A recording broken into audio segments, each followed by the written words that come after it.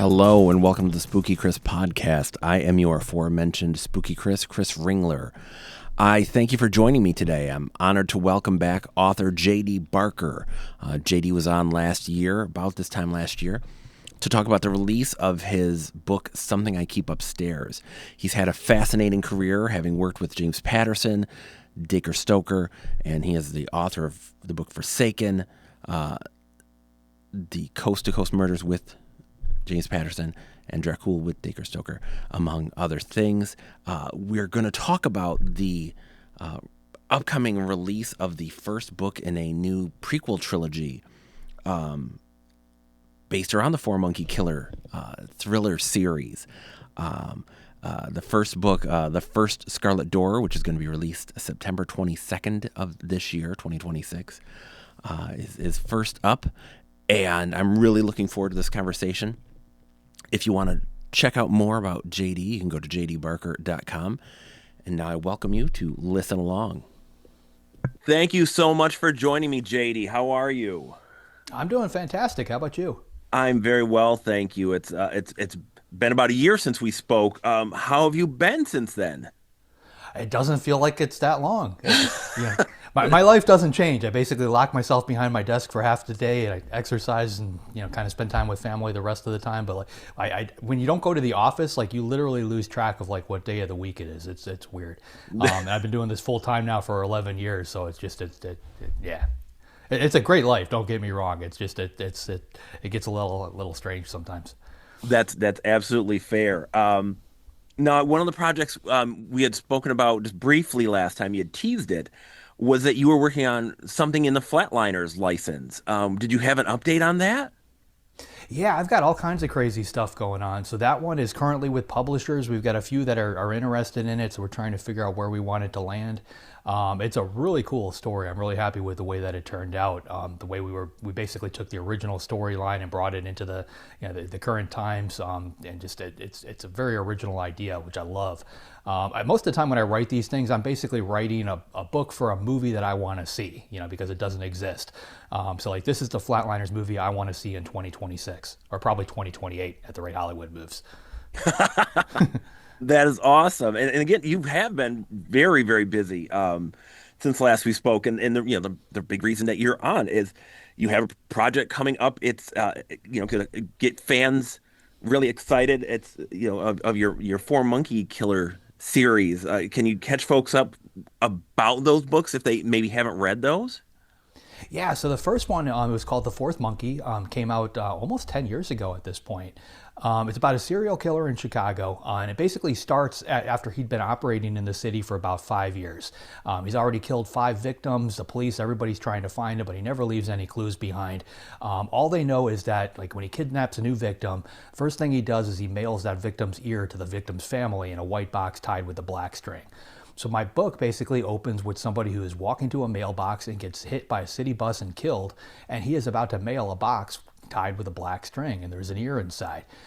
So the police basically know their killer is dead, but they also know that he's got a victim out there somewhere that he's already kidnapped, and they don't know who she is or where she is. The clock is ticking because there's nobody out there to take care of her. So it basically starts there, and just the craziness just ensues. And it's a full-on trilogy. But one of the things that I did is I wanted to be able to get, the killer's dead at the beginning of the book, so I had to figure out how to bring the killer into the story. So I do that through diary entries. So the police basically find the killer's diary, and they get to relive parts of his childhood and kind of experience what turned him into the killer that he is today. And that goes on for the original trilogy. I thought I tied everything up and I was done with it. But I've had so many calls over the years and so many fans asking me for just more on this thing. And when I started looking at it, I realized there is a lot more to that killer's story that I haven't told. And I think subconsciously I may have thought of that at the beginning, because the books are called The Fourth Monkey. Next one is The Fifth to Die. The third one is The Sixth Wicked Child. So it's 4, 5, and 6. So I'm missing a 1, 2, and 3. So over COVID, I decided to sit down and write those 3 prequels. So I knocked them out. They're done. So I've got 3 books that basically tell the origin story of our serial killer. And they were a lot of fun to write. That is awesome. Yeah, I was gonna ask kind of what made you want to get back into it. Was it kind of as much kind of the interest in the public as much as your interest in kind of diving back into that world? It's a little bit of both. Like I've been all over the world at this point, signing books and going to, author events and things like that. And like those books are just constantly put in front of me. They still sell really well, and we don't put any money behind them from an advertising standpoint. So it's strictly word of mouth. But the characters themselves, like they didn't go away for me. A lot of times I'll finish up a book and I'm done with the characters, and they're, it's almost like people in your lives. They like move away, and you're just, you lose track of them. But with the characters from this particular series, like they've just stuck with me. Like the detective has just always been in my head. I've got more ideas for him to keep his story going. The killer just didn't feel like I wrapped everything up the way I really needed to. Just a lot more to tell, and like it can only take so much of that, that nagging and the back of my head before I have to actually write it down. Well, and it's got to be interesting, going back and having your sort of your main character is among the living now. So it's got to be an interesting approach to kind of come at it that way. Yeah, I mean, because I basically left him, through the diary entries. We leave him as a kid. He's 15 years old. So you know what his future entails. But the next time we actually see him or hear from him in his story, he's in his 30s. So I've got a 15-year period there where I don't really explain a whole lot. So this gave me the chance to jump into his head and basically tell three stories from his point of view, which is, interesting in itself because I'm basically telling the origin story of a serial killer, but you see all these outside influences that are kind of turning him into what he becomes. Like you know where he's going, you know what's going to happen, but you can't help but feel for this guy. And I had a great time just writing it. I think the fans are going to love it. Now, how much fun is it to kind of dive into someone like that, this like an evil kind of bad character, and just to kind of get into that? Well, for one thing, he's not necessarily evil. I think when I write, like a lot of times, you've got a good guy and they're over here, you've got bad guys, they're over here. It's very black or white. Anson Bishop, my serial killer, is very much living in the gray. A lot of things happen to him, a lot of things happen around him, and he's reactionary to that, and it kind of nudges him in this particular direction. And I think that's what makes it fun to write and to read, because you don't really know where it's going, and none of it is what you would expect. As a writer, I just had fun because I was able to go back to the original trilogy, map out all these different little red herrings that I had left behind, and I can touch on them, I can hint at them, I can go back and I can tie things up and basically use those points that I wrote years ago in this new trilogy to kind of bring it all home. I'm answering questions that have been out there on the fan base for years, and they're finally going to get those answers. That's awesome. And I'm sure fans are getting really excited for this. Now, what was your approach different for these as they were opposed to like how the first three kind of came about? I actually went back to basics, I think, with it. I was originally, I don't want to get too much into the weeds here, but I was what they called a pantser. So when I wrote a book, I would come up with my plot, I would come up with my characters, kind of drop these people in the middle of some kind of crazy scenario and just start, watching what they do, and documenting their reactions. That's how I wrote the book. So I didn't know where the story was necessarily going. I didn't know where it was going to end or what was going to take place. Over the years, I've written a number of books that way, but I started writing with James Patterson, and he's a notorious outliner. So the very first book that we wrote together was called Coast to Coast Murders. I actually talked him into pantsing the novel. So we literally went back and forth chapter by chapter. I would write something, paint him into some kind of crazy scenario. He'd write the next chapter and not only get out of that, but put me into something even worse. And we had fun writing that book, but when we finished it, he sent me an outline. And it's the first time I've ever worked on a thriller, with an outline. And it was for a book called The Noise. And the book, we just wrote it so fast. It was so seamless. Very few words on the cutting room floor. And because I knew where the story was going, my brain power wasn't fixed on what comes next. I was able to focus on how do I make what comes next better. So the story was tighter. So for my next probably 5-6 books, I outlined. But when I went back to write these three prequels, I kind of wanted to take everything back to the basics. So I completely pantsed them. I start with my characters basically right where I left off with them and just kind of let them tell me what happens. And for me, it's almost like watching a movie play out in my head when everything's firing properly, and I'm just writing it down as fast as I can. That's awesome. That's a neat way to tell a story. Gosh, yeah, I don't think I've ever heard it termed that way. So that's fascinating. Now, have you always written kind of in that manner, like, or was it like a technique that you learned that worked best for you? No, I've always written that way. I've never had any formal training in writing. For the most part, like I said at the beginning, I'm writing stories that I want to see or that I want to read. And that's kind of where it all comes from. But it's when everything's working properly, I literally just see it play out in my head, and I'm just writing it down. And it's funny because I'm reading, right before I got on the call with you, I was reading the screenplay for one of my movies that's coming out, and it's so cool to see somebody else's take on the book. But it's almost like revisiting some of my favorite characters and stuff. It's really a surreal experience but like seeing it play out on paper as a script, to me it just really drives home the book and how well it worked. And I wish I could tell you which book it was, but I'm not allowed to say just yet. No, that's completely fair. Now you've kind of been, written a bunch of thrillers over your career. What makes writing thrillers so much fun for you? It's what I like to watch. It's what I like to read. I'm also a huge fan of horror. Like if I had to weigh the two, I probably like horror even more than I like the thrillers. But I sell a lot more thrillers than I do horror. So to my agent and editor's chagrin, I bounce back and forth between genres, which they hate when authors do that because they want to be able to say this person is a ex-author. This is what they write.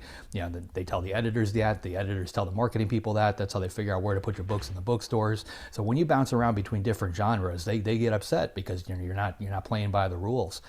As an author, what I found is that if I bounce around to different genres, I end up bringing in readers from different folds into my overall readership. I expand my audience with the books. At one point, I had an editor call me and he told me my average reader was a woman 45 and over. Like that was my audience. So he said, you need to write to that. So instead, I wrote a young adult book. And I started roping in readers much younger, bringing them in their, 18, 19, 20s, in their 20s. I skewed that age down.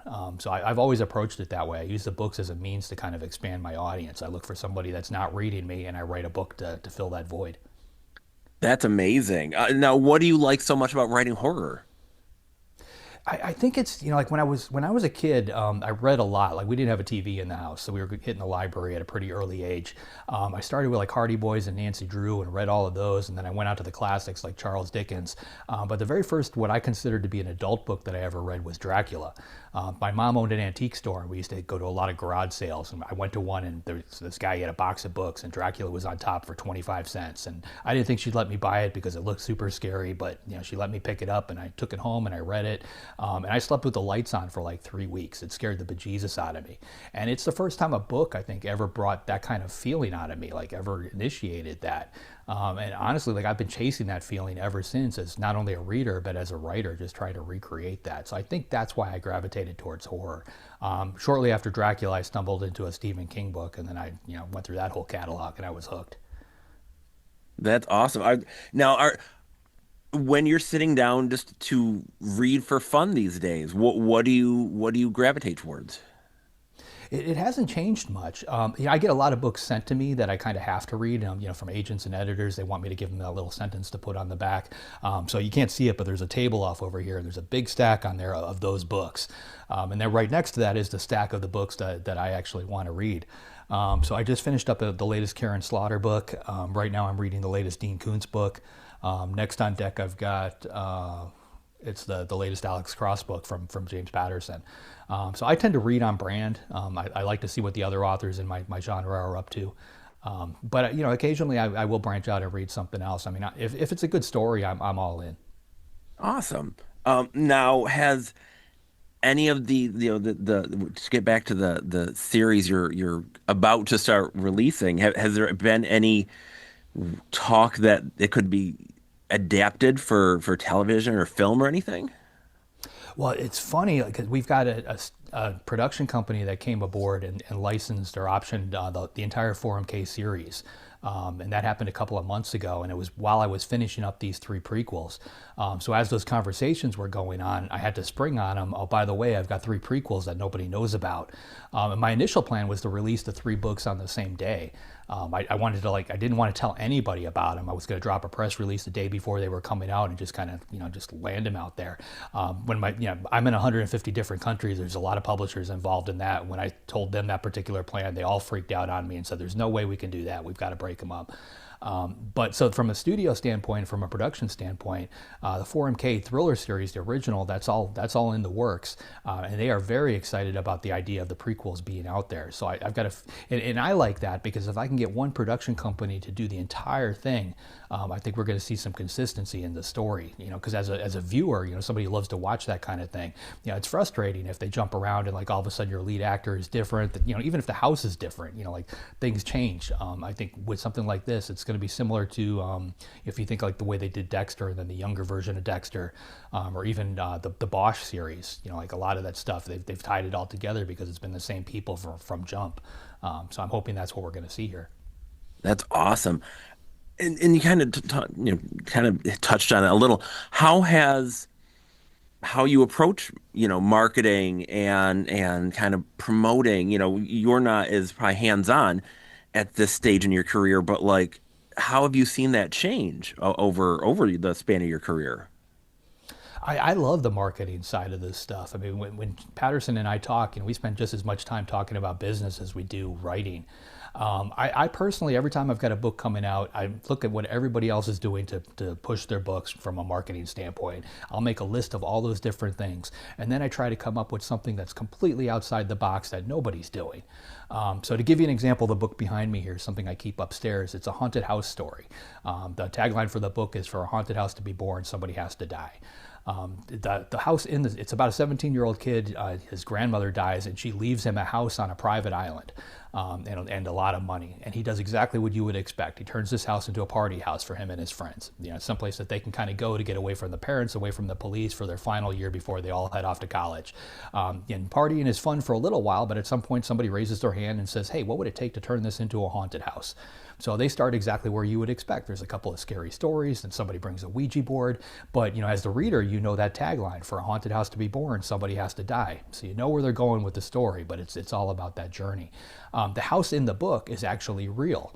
I live on a little island in New England, right off the coast of Portsmouth, called Newcastle, and right off the coast of our island is another tiny island that's only about an acre, and there's one house on there, and it's the house that this book is based on. Over the years, I've been working very closely with the people that renovated that house that had gone into complete disrepair. They spent a lot of money to bring it back to life, and in today's world, they turned it into a museum. So we, tied all of that stuff together. They actually decorated the interior of the house to match what I had in my book, which is a lot of fun. But when it came time to promote the book, I needed an idea. What is nobody else doing at this point? So I came up with a contest. We gave away an overnight stay in the haunted house. So we announced, this contest. For one person, they're going to be able to pick 3 of their friends. We're going to take them by boat out to the haunted house. We're going to drop them off and leave them there for 24 hours. Come back and pick them up. So we put out a press release for that. I did a ton of television spots and radio spots and interviews. It was all over social media. A lot of people talking about it. Like, I'll do it if you do it. I won't do it. I'm not doing it. I'll do it. But like, the point is, like, everybody was chatting about it, and that cost me $0.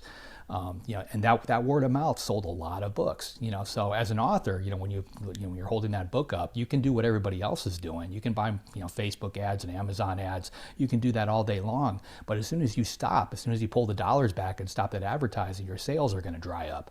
But if you can come up with a way to create word of mouth where people are talking about the book, it's not reliant on any of that. You want what you want is some person to read that book and tell 3 of their friends, or hear about that book and tell 3 of their friends. So that's what you have to shoot for. That's amazing. That's actually amazing advice. I was going to ask about that book too. How did that was the last book we had spoken about was that one. How did that experience go, and how did the support of the book go for you? It went great. It's still releasing in different parts of the world. I'm heading off to Spain in a little bit, in about 2 months to promote the release out there. From here, watching it, it's been fun because, living on Newcastle, it's a tiny little island. When I finish up my business day, I go for a run every day. I do a lap. It's about 4 miles all the way around. And at one point, I'm on the beach and I can actually see Wood Island from the beach. And lately, I've seen a lot of people out there holding my book and taking pictures of themselves in front of the haunted house. If you actually go out to the haunted house, they've got tours where you can visit it. There are people that are reading the book on the island. They're listening to the audiobook while they're walking through the real house. It's a really cool experience. Being in New England, they do a lot of ghost related stuff up here. So we've got a ton of ghost tours in Portsmouth. They're all talking about the book and the story itself as part of their ghost tour. So I kind of created local lore. That's awesome. Um, it's interesting. You mentioned the audiobook. How involved do you get in that process in like choosing who the narrator is, or any of that? Yeah, I'm pretty hands-on with it. I work with recorded books. I have basically from the beginning, so they do all of my titles. So if I have somebody in mind for a particular title, I can send them that name, and a lot of it comes down to scheduling. It's a lot of time involved in recording an audiobook, so somebody's got to be available for that. If I don't do that, they'll send me 4 or 5 people, that they think would be a good fit, and then I listen to those voices and pick my favorite. So it's always been a combination of those two. Fantastic. Now, one of the things we hadn't spoken about last time that I think is amazing is that you work with parents of autistic children to kind of encourage their children, and how did that start? Well, I was diagnosed with a form of autism called Asperger's syndrome when I was 22. So, I originally, like back in the 70s, when I was a kid, they just didn't look for this sort of thing. So instead of getting any type of treatment, I was basically the strange little kid in the corner of the room that, other kids didn't want to play with. So I kind of grew up in that environment. At 22, I was diagnosed, and once it was almost like a light bulb going off for me. I had been working in finance, and my boss, he basically, to his credit, I was very good at the data portion of my job. I basically had to monitor all the transactions going through a brokerage firm, and compare them to all the rules and regulations that exist, and just look for anything that was abnormal. So working with data like that was completely in my wheelhouse. But problems arose when I actually found something. I had to go and talk to whoever did whatever this potential problem was, because it's already a conflict type situation. But it never went well. I wasn't good at dealing with people. My boss recognized that I was good at the data portion, wasn't good at the people side. He thought I had anger management issues, so he sent me to a therapist for anger management. And I was sitting with her for the initial interview, and we were about 20 minutes in, and she stopped and she said, "Hey, have you ever been tested for autism?" And at that point, I didn't even really know what that was, other than hearing about this movie Rain Man, which isn't even remotely close to real life. I hadn't even heard the term before. But she said, "The whole time we've been talking, you haven't made eye contact with me. I've noticed whenever you think, you rub your thumb and your forefinger together." And she started rattling off all these things that I do that are actually signs of autism. So she had me tested, and then we came, on that diagnosis. So I've had 30 or so years to basically fix what I saw as problems related to that, and double down on the things where it's actually helped me. Something like just writing books. I can keep the entire structure of a novel perfectly square up here in my head. I don't need to make notes. I don't have to write things down. I see patterns in everything, including the books that I'm writing. So that type of thing, I basically worked on, strengthening that. But then the other, things that I saw as problems, I worked on fixing. So I've had 30 years to do that. So, in today's world, I speak to a lot of parents, like if you've got a child at home, that is autistic, a lot of times that can be very daunting. Especially if it's a younger child. I mean, like when I was 18 months old, I would bang my head against the wall till I bled. Which was horrible, from a parent standpoint. And that kind of thing still happens today. So I'll sit down with parents where they're going through that kind of thing, explain what I went through, show them that there is a bright light at the end of that tunnel, help them find the things in their child that they can focus on, and double down on, and, kind of steer them in the right direction. And I think, as a parent, when you have that kind of situation going on, it feels very much like you're in a bubble. So being able to see somebody that's on the outside that has succeeded to some extent, and gotten past it, I think is very helpful. So I talk about it as much as I possibly can. That's amazing. That is fantastic. Have now have you? I don't know how long you've been doing that. Have you had the benefit of getting to know these young people later in life, or is it still kind of something that's hasn't that no one's really kind of aged up yet? Yeah, there's a few that still keep in touch. I'll get emails, sometimes from a parent a couple of years later, and that kind of thing. But for the most part, I'm talking to larger groups. It's a lot of one-on-one stuff. That is interesting, though. I'd love to check back in with some of them just to see how everything is going. Yeah, that's an amazing support that I would I can't imagine how invaluable that is to parents. So that's astounding. So when you're not writing, what do you do to kind of cleanse the palate? I write for fun. So I used to I had a corporate job that I hated, and then I would come home and I would write to stay sane. That was always my hobby. So when you get to do your hobby as to make a living, there's not really a whole lot you can do to top that. I stop my business day ends at 3 o'clock. I go for a run around the island, and I spend the rest of the night with my wife and daughter. And to me, that's the biggest reward. I mean, the fact that I'm actually here at home and I get to see my daughter every single day. My father wasn't at the house a whole lot; he was constantly working, and I'm the exact opposite of that. I am always here, so I'm not missing a thing. So I think it's not necessarily a hobby, but that is definitely the thing I love most. That's awesome. Now you've got, like you say, books kind of around the world. Have you gotten a chance to promote these books like in different regions? Have like an experience any of that? Oh, absolutely. I've been all over the place. I've had, I went to Budapest, I guess about 8, 9 months ago. We had a few thousand people show up to that. I did another signing in Belgium, in Amsterdam. I was out for that a few months back, heading off to Spain and Germany. I'm constantly traveling. That's amazing. Have is how have you noticed any differences in how fans from different regions kind of consume the books or interact with the books? It's funny. Like when you go over to Europe, a lot more people read physical books. Here in the States, I think ebooks and audiobooks are a lot more popular. But you can go to Europe and you'll find bookstores everywhere. You see people walking around or sitting on benches with books. It's honestly kind of refreshing. But as far as like consuming the books, the audiences are very similar. No matter where I go, they all seem to like the same ones. I get a lot of the same questions, same types of reactions. Just the audience seems to get a little bit larger every time I visit the same place again. Fantastic. Now you kind of got into your process a little bit. So when does your day start? You said it ends at 3. Is what time do you start in the morning? Yeah, I'm pretty regimented. My alarm goes off at 7. I told myself when I left the corporate world I'd never set an alarm before 7 o'clock again. So I hit the kitchen, say hi to my wife and daughter, grab a cup of coffee, and go straight to my office. I turn off the internet first thing because it's way too distracting, and then I just knock out the what I call the words on my latest projects. So I do about 2 to 3 thousand words every day. Usually wrap that up around 10:30 or 11 in the morning. Then I flip the switch on the internet, and my inbox fills up with the whole business side of this and everything that I've got to deal with. So I run through that stuff. I spend the afternoons doing conversations like this with people like you, and then at 3 o'clock the quitting bell rings. Years back when I first started, I used to get interview requests from all over the world, and they would come in at these crazy times, and I would take I would say yes to all of them. So I'd get up at 3 o'clock in the morning to do one for someplace over on the other side of the planet, and just it got to the point where I was just burning out. I couldn't keep doing it. I knew it was going to be a problem, so I just put a 3 o'clock cutoff on all of it. So from my standpoint, it's got to be scheduled before 3 o'clock, or it just doesn't happen. I know that makes it difficult on some of the people in my life, but it's the only way I can do this long term.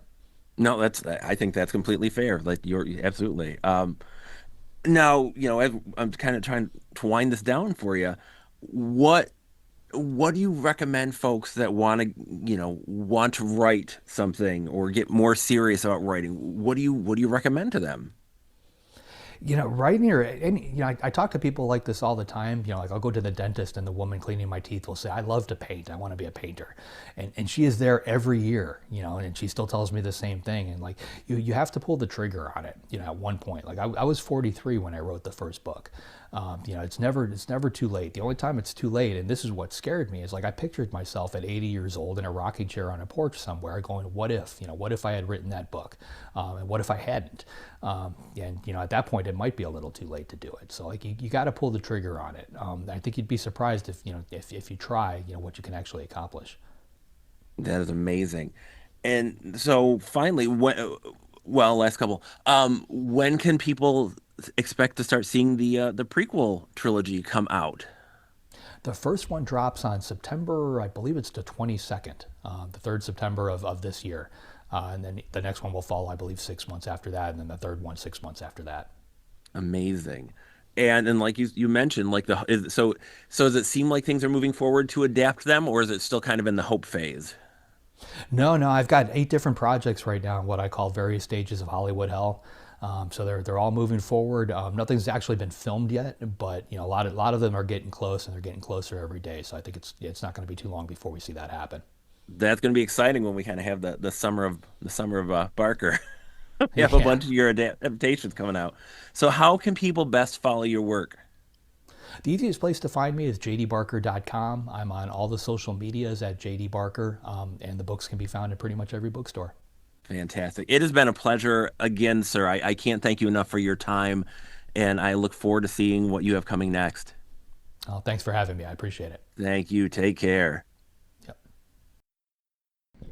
I want to thank author J.D. Barker once more for his time. This was great. We were able, like I said, to speak last year, and he is a fascinating author with just so much going on. And like you said, they're working on some adaptations, and he's just a great person to speak with. And again, if you're a fan or a budding fan or want to just know what he's up to, you can go to jdbarker.com. His next book, the first in the prequel trilogy to the Four Monkey Killer series, The First Scarlet Door, is going to be released September 22nd, 2026. And again, I thank him immensely for the opportunity. As for me, you can find all my stuff at spookychris.com. All of my own books and links to them, my short fiction reviews, blogs, podcasts, and all manner of thing. And you can find all of the podcasts elsewhere on your least favorite podcasting service. I thank you. I'll talk to you soon.